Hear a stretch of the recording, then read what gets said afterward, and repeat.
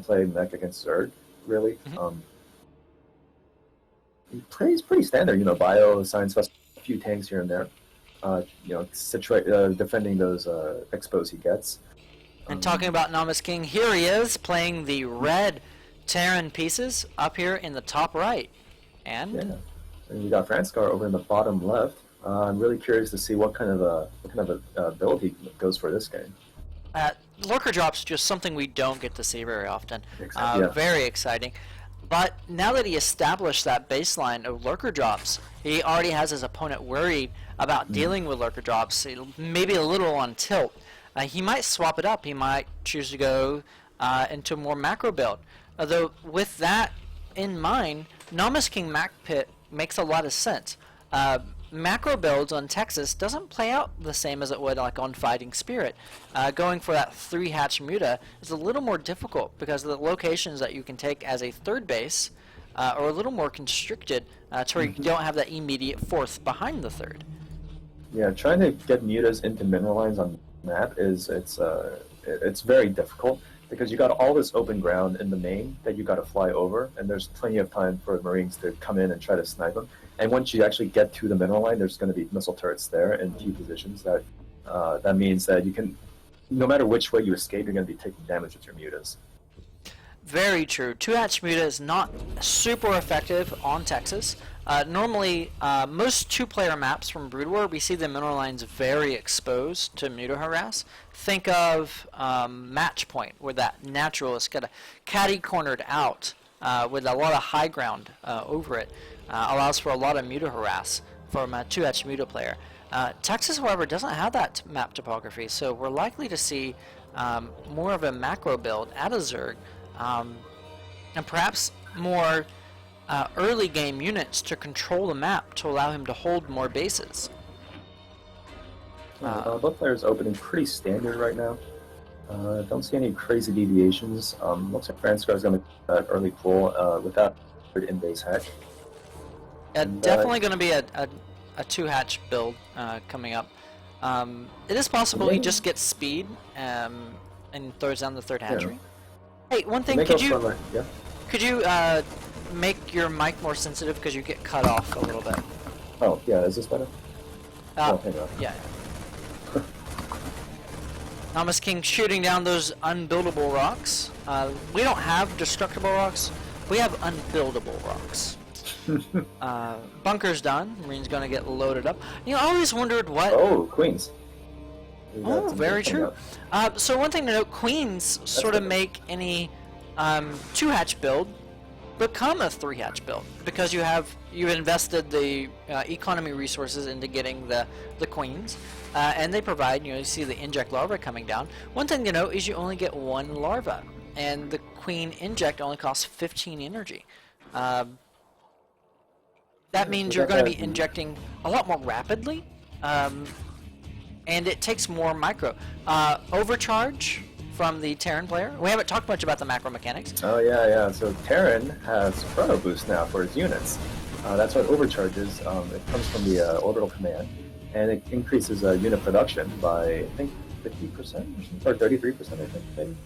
I'm going to hide my camera so we can select it here and let the stream see. You can see upgrades to Orbital Command, and here it is. Orbital Command has just arrived. We have Call Down SCV for 50 minerals. Does cost energy, 25 energy. Has a cooldown too, so if you miss a call down, you can't just go back and spam 1,000 call downs like you can with mules. You actually lose production. And they are SCVs. They are not mules, so they're permanent. They cost supply, and they stick around. Look at overcharge. Barracks units are made 75% faster. That's insane. That's if you can get around, if you can stay on top of overcharge on your barracks and the factories over around the production, you will have so many units. And one balance comment I like to point out is that it's only 50% on starports and on factories. This is so you can't throw down a factory or a single starport and get almost double the unit production out of that infrastructure investment. And it was a balance concern for some time in Starbo. This is a 2-hatch Muta coming out. Engineering Day is coming out a little bit late, kind of. factor in the Muta flight time, I think the turrets might just barely be done building if he goes right into turret production. Yeah, it's very possible to get the missile turrets out well before the 2-hatch Muta finishes, but this isn't quite 2-hatch Muta. It's more akin to 3-hatch Muta because we do have these queens invested in. 7 Mutas popping out all at once, and we do have the 3rd base coming out. These Mutas are not going to be used to necessarily get in here and kill the Terran player, although if missile turrets don't come up soon, it's definitely what's going to happen. So much as it's... Go ahead. What's cool is that with these two queens, he's got the magic number of mutas to one-shot SCVs now, and still no turrets, which is a little odd actually. Yeah, very risky, very greedy not to already have turrets up. Lurker drops, mutas, all require turrets to defend. Oh, just 1 missile turret coming down now. The stems coming in, and these mutas can take this on. They can micro on this high ground. There's a 50% miss chance whenever any unit is above high ground and being shot from units on the low ground. I think it's a bit of a mistake not to go ahead and kill off all of these Marines. Yeah. Especially here where they're trying to micro up the choke. Exactly. As a Zerg player, you want to kind of abuse the layout of the Terran base and force his Marines to come in at you with single file. Ooh, I like those Valkyries coming in. Yeah, these are actually Vikings. They function very similar to the Brood War Valkyrie. They have splash damage. We saw all the shots getting fired off. They do have 8 attacks. Each attack hits a sort of a semi-random spot in front of the Viking and does small splash. And you can see the small explosions sort of hit miss. Notice these mutas didn't take much damage because they were flying away from the attack. You can micro against the Viking very easily by simply flying away from it with your muta clump, because the missiles target a specific area on the map. They don't follow the mutas necessarily, and so as long as you... Yeah, these Vikings are going to be excellent for defense, especially when they have this base of Marines to be able to retreat back onto. Muta just cannot contest this. This Muta harass is pretty much over, actually. You're absolutely right. The Mutas are cut out. However, we do have the Viper's Nest coming out. We're going to see a very fast tech to layer, and Lurker's tech is already done. And keep in mind, these Mutas were not harassing Mutas. These Mutas here were not to kill the Terran player. These Mutas here were to defend this 3rd base. It was to kill Marines as the Marines move across the map to contest the 3rd base. However, with these Vikings being invested, oh no, the Lurkers are not clumped up well. These Lurkers need to double up on each other. You normally want to burrow Lurkers right on top of each other.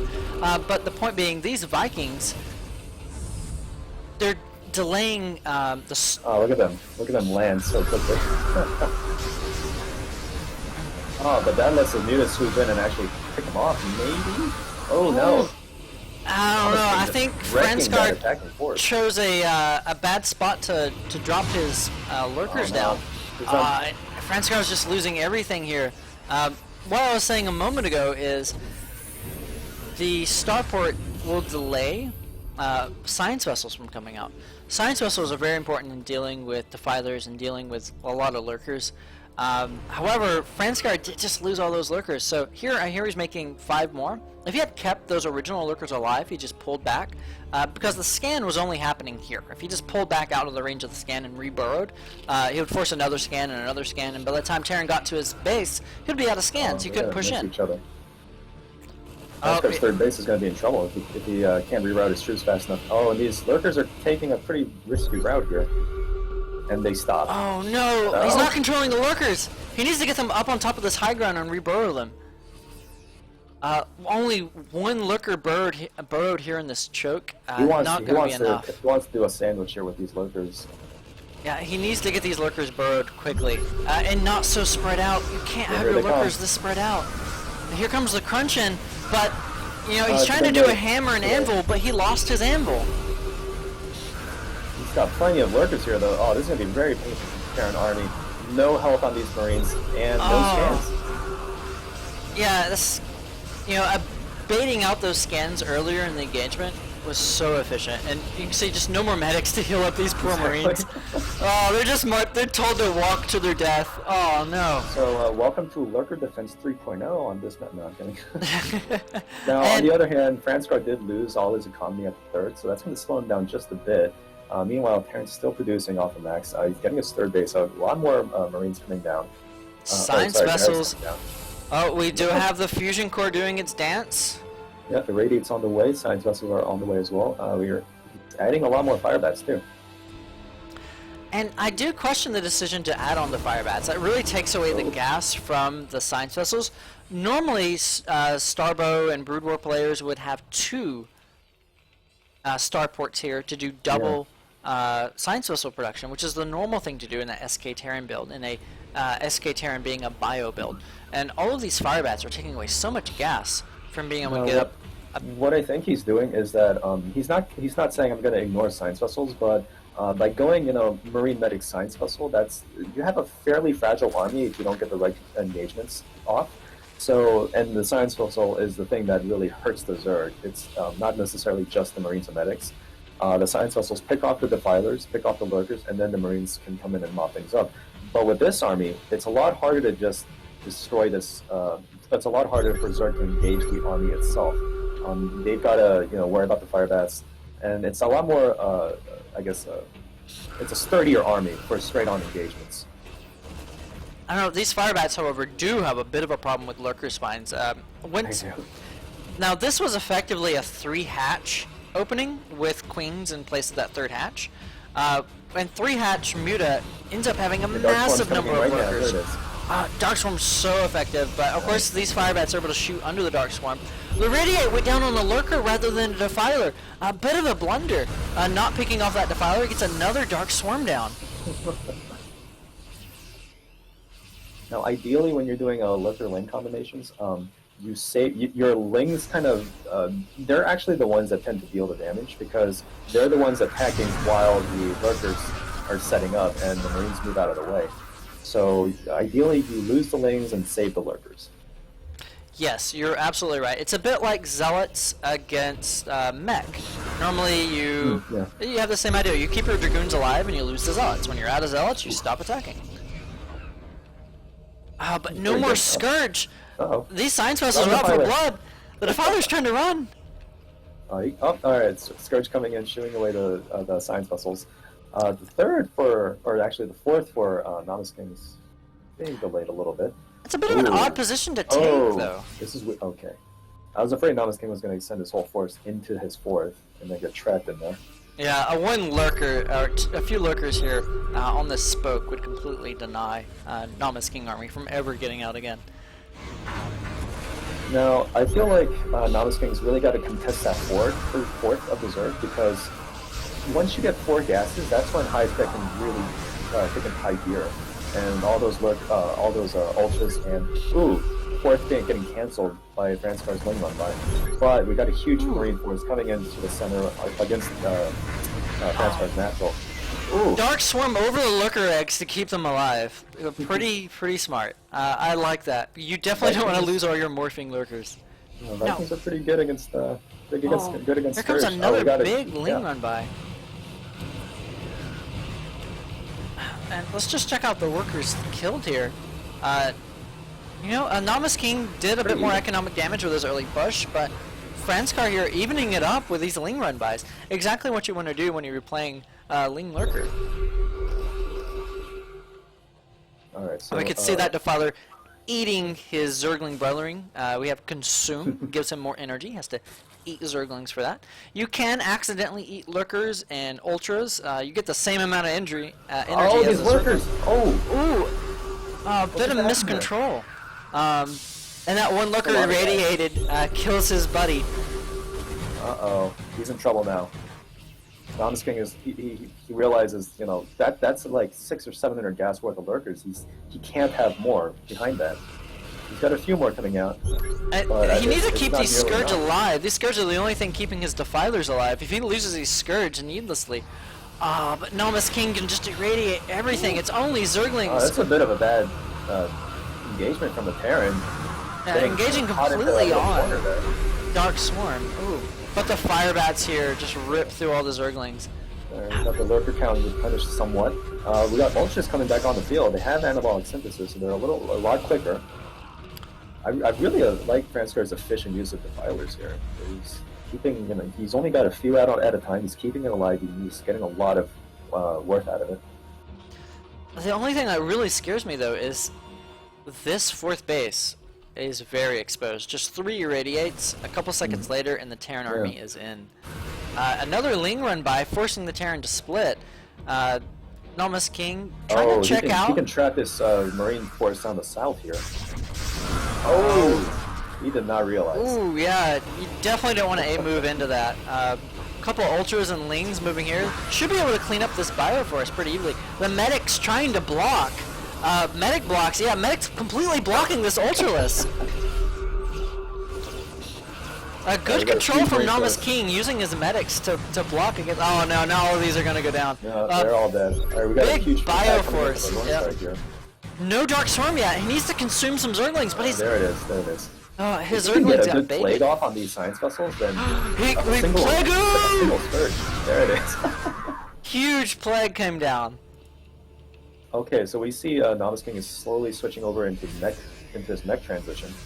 Oh, we got a bit of a run by here with Lings and Ultras. He's gonna have to pull his entire army back. No Spider Mines available yet, it looks like. Yeah, he chose to get speed before Spider Mines. A little bit of an odd decision, especially since Ultras are already on the field.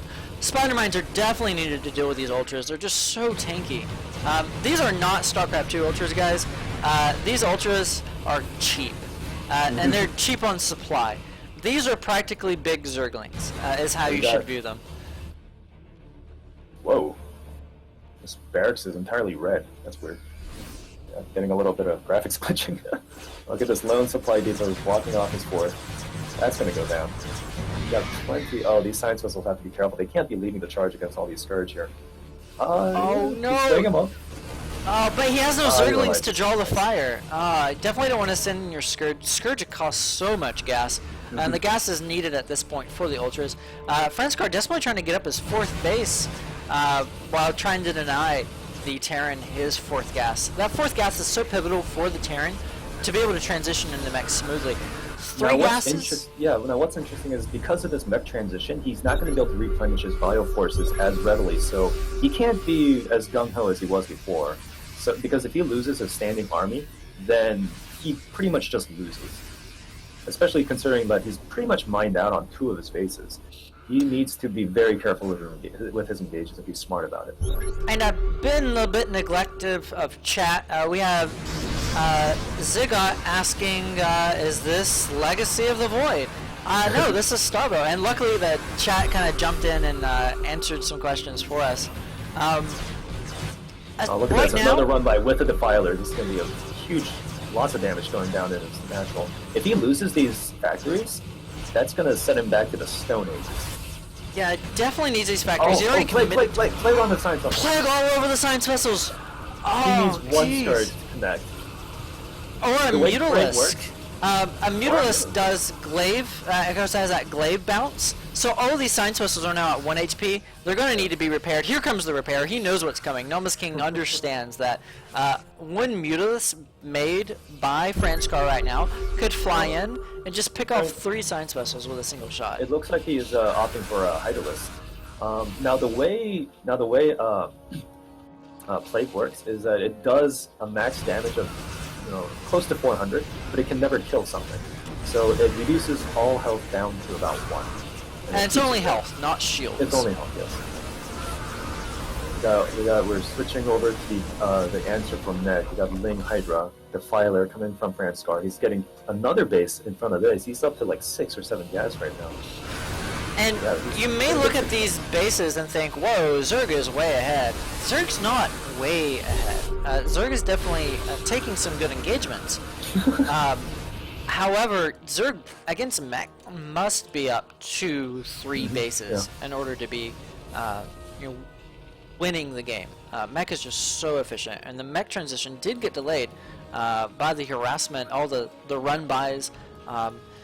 And we do see the Ultras being made, which is a little perplexing. These Scourge, they're just gonna, die. Yeah, Marine's pretty good at killing Scourge. So weird. Yeah, you normally don't attempt that without running in some Zerglings with them. If the Zerglings are on an attack command, they will aggro all of the Marines AI to shoot the Zerglings, allowing the Scourge to freely connect. Now, what's interesting is that I don't know if it's because Nomisking's economy is in the gutter right now, but he has not been able to get his spider minefield up, and it's tantamount in defending against Lings and Ultras. And you're absolutely right. Ultras are so horrible against spider mines. Spider yeah. mines do explosive damage to a full 125, and Here comes you're an attack. right. Yep, all these Zerglings are Lots of running right Hydras. in. And these Hydras are going to be such a problem for the mech tanks. Dark Swarms going down. Two-pronged attack. Lurkers on the third, Hydras in the natural. Science vessels trying to figure out what they can do. Oh, Nomisking's base is being carved out from the inside out here. Oh, and he's losing some of these science vessels. And he's just to irradiate the Hydras. The splash damage will kill the Hydras. I don't think he just doesn't have the energy for it anymore. Got another wave coming in on Terran's third here. Yeah, and this is just the Brood War-esque wave of Zerg Yeah, this is constantly Saw flooding Zerg at this point. Yeah, There's the GG for Nomisking GG's out. And Franskar taking 2